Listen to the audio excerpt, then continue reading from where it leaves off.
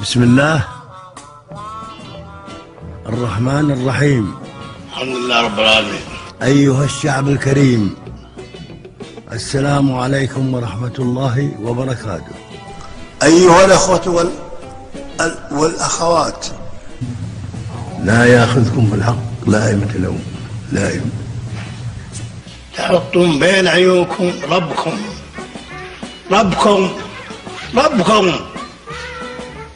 اللي ما بينكم وبينه أي فرق. اللي ما بينكم وبينه أي فرق. وسيعلم الذي ظلموا أي منقلب ينقلبون.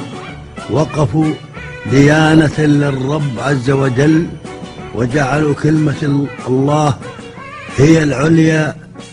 الدعوة إلى المساواة والصداقة بين البشر أجمعين، في قوله تعالى: يا أيها الناس إنا خلقناكم من ذكر وأنثى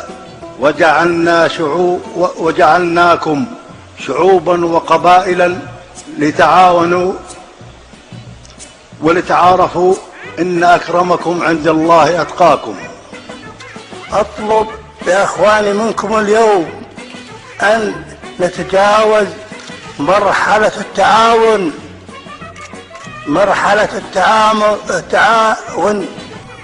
والله الحمد الإسلام منتصر.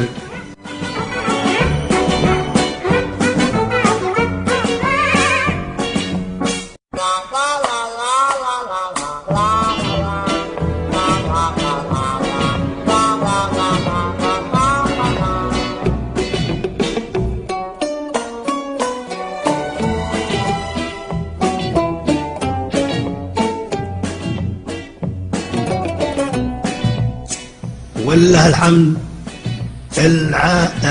الإسلام منتصر.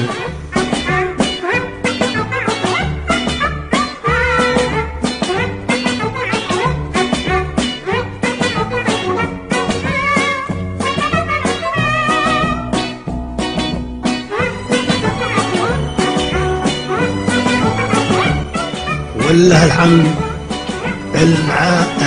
الإسلام منتصر. الذي انعكس على تماسكها ووحدتها.